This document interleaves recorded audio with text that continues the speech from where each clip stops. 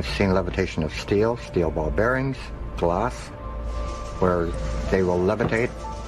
Unbelievable. I've seen electricity go right into the objects and a million pieces just fly apart. In fact, using only 75 watts of energy, enough for a small light bulb, Hutchison made a 60-pound cannonball rise off the table. It would also fuse dissimilar materials, heat metal but not burn the wood it sat on, shatter metal as well as change its crystalline structure. This was something to write home about. Beginning of 1980, experimenting with all the electromagnetics and electrostatic equipments I had at the time, I started to notice some very, very unusual effects, such as a room being filled up very quickly with multicolored lights, steel bars sitting on wood and not causing any fires, metal turning to jelly, things levitating and jumping off to the ceiling, or simply go up, hover, and then fall back down.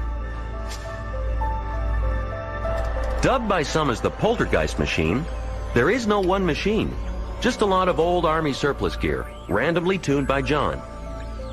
No one knows how it works. John has apparently figured out the right combination of radio waves and electrical energy to create the effect. If it could be proven, its impact would be huge. You'd have to rewrite most of the science textbooks, especially the part about...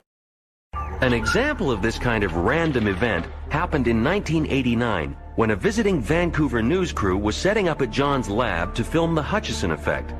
The target area was that yellow crate with the metal objects.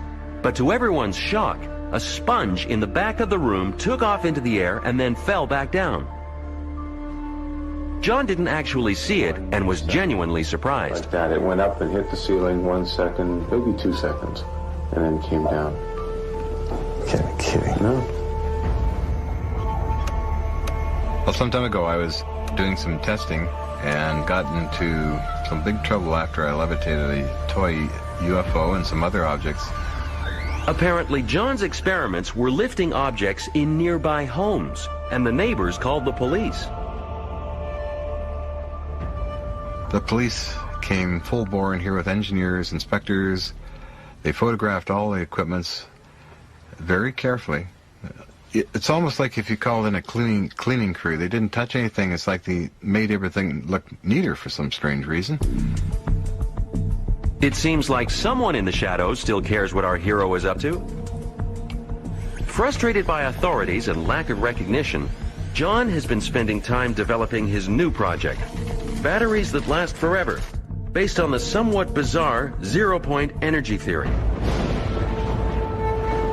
Followers of this theory believe that all physical matter floats in a sea of energy, which, if collected and converted into electrical power, could more than meet all the world's demand for energy. I feel everything has a life force to it, because I tend to visualize that atoms are a whole universe, and when they're combining one atom to make millions, if not trillions of them, you have a piece of metal, perhaps. Every time you run your hand across a piece of metal, you're taking off several million atoms at a time. To demonstrate how energy is everywhere, John uses rocks from his neighborhood and in 2 hours makes a zero-point battery strong enough to power a pen light. I make sure it bonds. Almost 1/2 electron volt. This is better than a conventional battery, simply because it never runs down. So with these things, they could last approximately as long as minerals last, up to maybe 1,000 years, unknown. Realizing his batteries could help solve the world's energy crisis, the Japanese have embraced John and funded him to build his bigger crystal-based models. I got orders from Japan and sponsorship for me to make more of them. So the money would come through into my bank account, and indeed I made units that are actually in Hiroshima City. While various zero-point energy devices were funded by the Japanese, so far none have taken off on a mass scale. John Hutchison is probably the very visual proponent of the whole kind of zero-point energy movement. Zero-point energy devices could revolutionize the planet. If you can build a zero-point energy reactor about the size of your microwave oven put it in the back of your house somewhere. You run your house. You don't need to, you run all its electricity needs. You don't need to pull anything off the national grid. Well, if you put that into the third world, you're going to revolutionize the third world. That is as much a threat to some people as it is a benefit. And as far as the Hutchison effect goes, I'm rather disturbed that the U.S. government and aerospace corporations has it. The concerns of it being used for an evil force by the military-industrial complex disturbs me quite a bit. I like to see it used for the helping of nature, because there's so much pollution going on with nature.